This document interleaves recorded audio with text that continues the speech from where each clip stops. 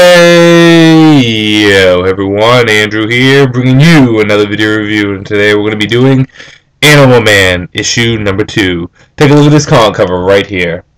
Now, when we last left off with issue number 1, Animal Man's powers were tweaking out. Whenever he accessed his powers, he would start bleeding from the nose, the eyes, the ears, bleeding everywhere.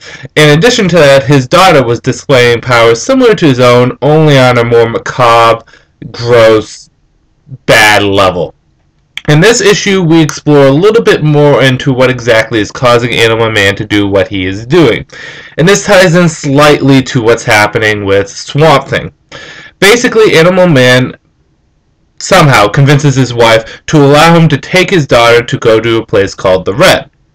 Now, in nature, there are basically three forces. You could say two forces, but there's the forces of living and the forces of not living.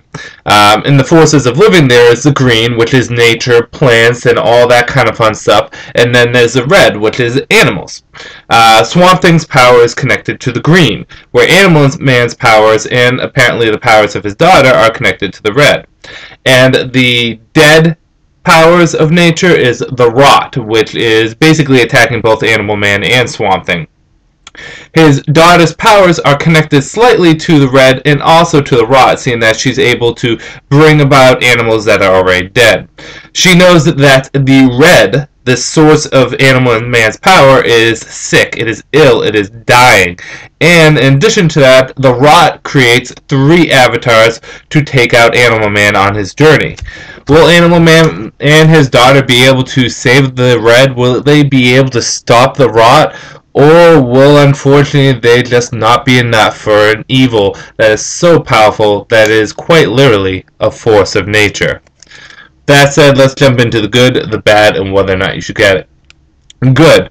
Well, the horror continues in this, and I don't know if horror would be the right term, although this is going to be more of a horror book. I guess the dark tones and the very macabre images definitely show up more in here.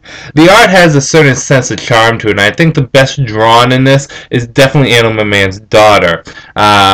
She just has a very cute kind of tone to her, a very simplistic, innocent-looking tone to her, too.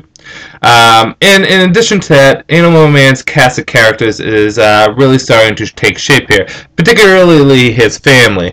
You get a sense of who his wife is and how she stands with what Animal Man is and what he does, who his daughter is and where she stands, and who his son is and where he stands.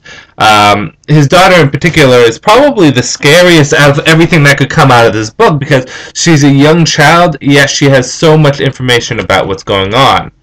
And the plot is moving along pretty nicely and is very clear and simple to understand, especially if you're reading Swamp Thing, but you don't need Swamp Thing to understand this.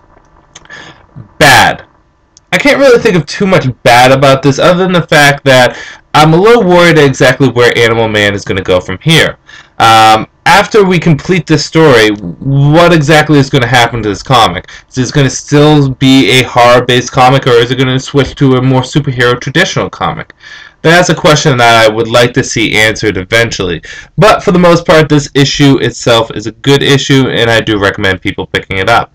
Animal Man is a fun series from what I've read so far, and I think a lot of people will enjoy it. It's just a matter of opening yourself up and trying new things, which is something that I've been trying to do with this relaunch. So try something new and pick up Animal Man. You just might enjoy it. This is Andrew saying peace out for now.